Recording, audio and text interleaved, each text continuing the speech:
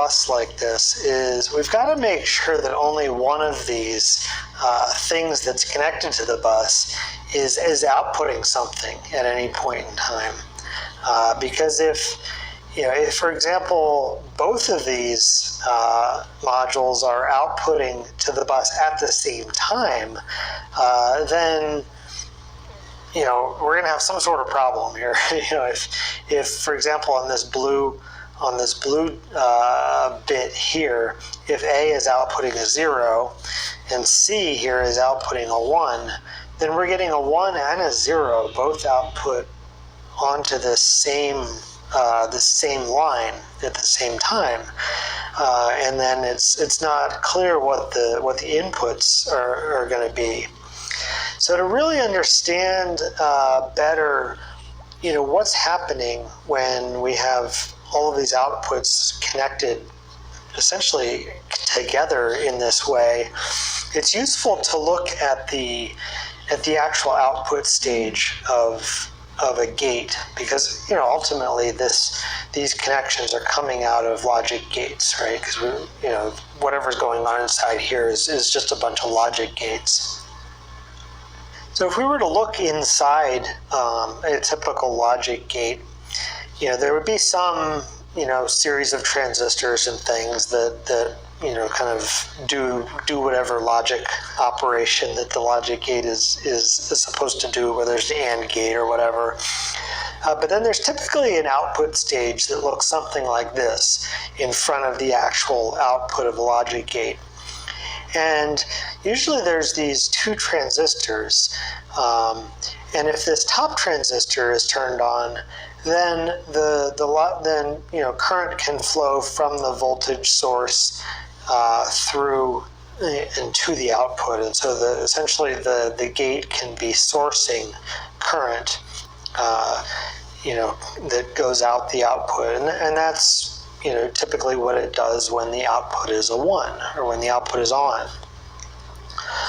Alternatively, this transistor could be off and this transistor here could be on, and you can think of it as connecting the output to ground, or you can think of it as the output is able to sink current, and that's represents sort of the 0 state of the output. So another way to look at that is like this, where when the gate is on, there's this resistor that essentially connects you to the output. So sort of a resistor goes to the output. And then on the input here, what that means is that current can flow out of this output and then to ground in the next gate.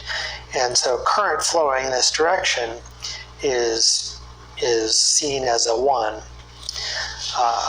Alternatively, if the bottom transistor is turned on, then we have this scenario here where current can be sunk essentially into that output to ground, and when current is flowing this way, we consider that as 0.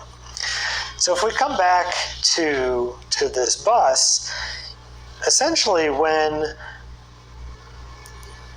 these outputs, if A is outputting some pattern 0 1 0 1 0 1, for example, really what it's doing is it's saying, okay, this pin is going to sink current, this pin is going to source current, this pin is going to sink current, this is going to source current. And so, on an input, you're going to see current going one way or the other, and that's how the input is going to determine whether it's a 1 or a 0. And so essentially current will be flowing this way, or current will be flowing this way. And that's fine until you have two things trying to output at the same time. So if for example you said, okay, well, C is not going to output anything, so it'll set all these to 0.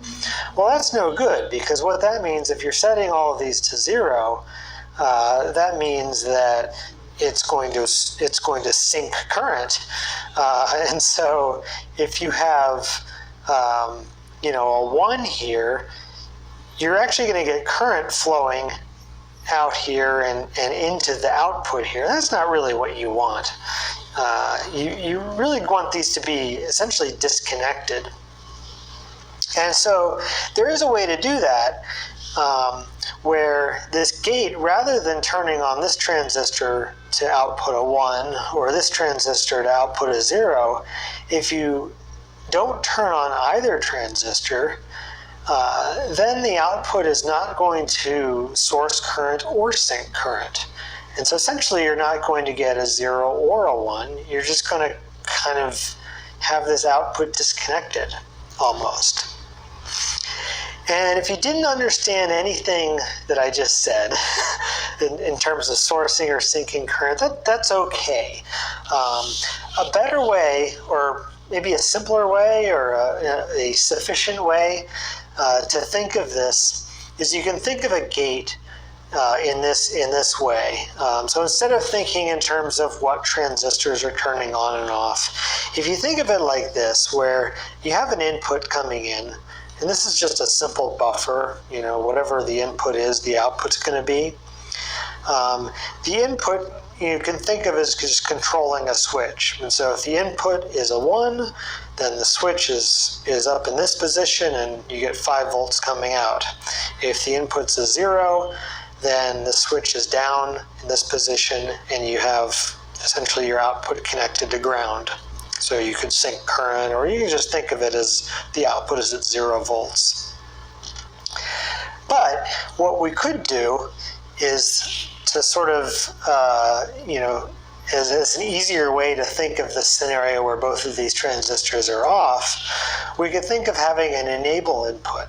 And if this enable input is a 1, then it kind of closes this switch. It connects the output. And if the enable input is a 0, or if it's off, then we can think of this switch as being open, and we can think of the output as being completely disconnected. And that's what we want, is we want these outputs, if this particular register is not enabled, we want those outputs to be disconnected. We don't want them impacting, some other data that's being transferred on the bus. And so, fortunately, they make gates like this. They're called tri-state gates, or typically called tri-state gates because they have 3 output states. There's a 0 or a 1 or a disabled or a sort of a not connected. Sometimes you'll see it referred to as high impedance or high Z or something like that. But basically this is considered a 3-state gate. And this is a pretty common symbol for such a thing. You have an input. This is a buffer, just an input and an output. But then you have this enable coming in the side here. And so an example of this that we'll use in our registers is the 74LS245. And you can see it's got a bunch of these gates in here, but what you should notice here is you can see you have an input that comes in, and then you have an output that goes out, just like any buffer. But you have this third enable pin, and it goes over here. And there's a little bit of logic here, but essentially you have an enable input that's this E input that enables this thing. And so by using this tri-state logic, it gets us essentially what we want. It gets us the ability to have this enable line for each of these modules that's connected to our bus, and we can have that enable line low for all but one of these. And as long as it's low for only, or for all of them except for one of them, as long as only one of them is enabled, then there's only one thing that's going to be outputting either 0s or 1s to our bus.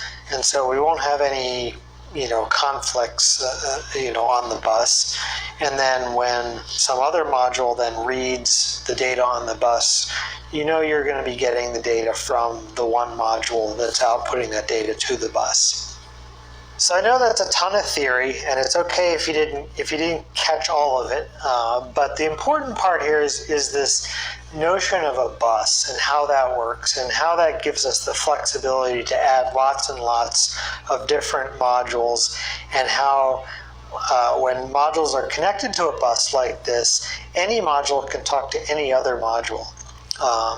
And then as we start to look in the next videos to build one of these registers, and a register is just going to be able to store data that comes in and be able to put that data back on the bus. It's important just to understand how this works and understand that, okay, this thing is going to connect to a bus. It's going to have data could be coming from the bus, or data could be going to the bus, either way. And that's controlled by these control pins that come in, or these control lines that are going to come in from somewhere. We haven't talked about where those come from, or how the computer knows when to turn those on and off. So if that's a little bit of a mystery to you, that's fine. We'll get there. But essentially, we have an enable control line that says whenever that enable is high, then the data that's stored in here should be output to the bus. And of course, we have to make sure that only one of those enables is high at any point in time, but we'll get to that later. And then there's also a load signal, and when that load line goes high, then what that means is that on the next clock pulse, we have a clock input here, on the next clock pulse, it should read whatever's on the bus and then store that in the register. And so in the next video, we'll actually look in more detail about what goes on inside this register and how to build one.